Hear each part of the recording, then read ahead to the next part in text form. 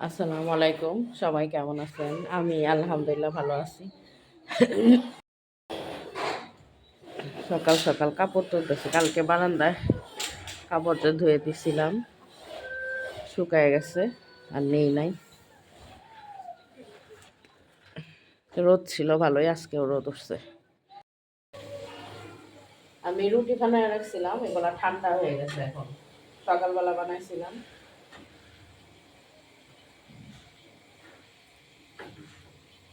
এখন রান্নাঘরে আসছি, এসে রুটির সাথে ওরা রুটি দিয়ে, কালকে মুরগির মাংস ছিল এগুলা দিয়ে নাস্তা করছে, কিন্তু আমার এখন মাংস দিয়ে মাংস খেতে ইচ্ছা করতেছে না। দেখি ডিম ভাজি করে খাবো, রুটি গরম করি আর এই চুলায় চায়ের পানি দিছি।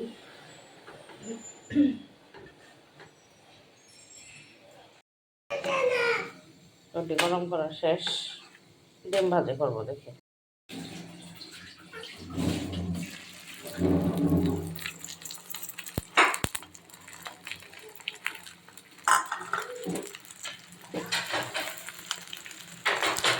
ডিম ভাজি আর রুটি, সহজ সাধারণ খাবার, এটাই নাস্তা আজকে। মুরগির মাংস ছিল, কিন্তু মাংস আমার এখন সকাল সকাল খেতে মন যাচ্ছে না। সবজি থাকলে সবজি দিয়ে খেয়ে ফেলতাম, কিন্তু সবজিও রান্না হয় নাই। অনেকদিন যাবৎ কফি খাই না, আজকে কফি খাবো।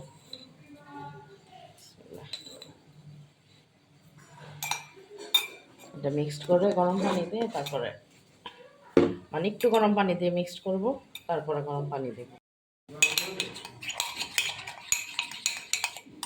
আমি চিনি খাই না, সেজন্য শুধু গুঁড়া দুধ আর কফি দিলাম।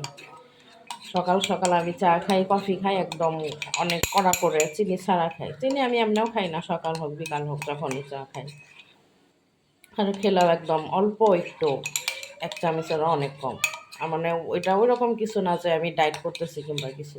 এটা আমার অনেক আগের থেকে অভ্যাস। চার সাথে চিনিটা আমার মানে খাই না, আমি চার সাথে চিনি অভ্যাসও নাই।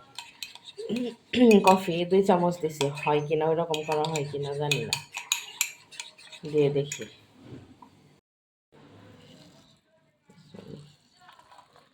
অনেকভাবেই বানানো যায়, আবার অনেকে, আমি চা যেভাবে বানাই, যে গুঁড়া দুধটা গরম পানিতে দিয়ে একটু ফোটাই, ওইভাবে বানানো যায়।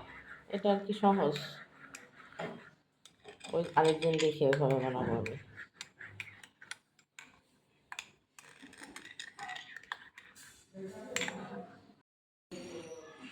এই যে আমার সকাল সকাল ছটফট নাস্তা রেডি। আপনাদের সকালে কি কি নাস্তা করলেন অবশ্যই কমেন্টস করে জানাবেন।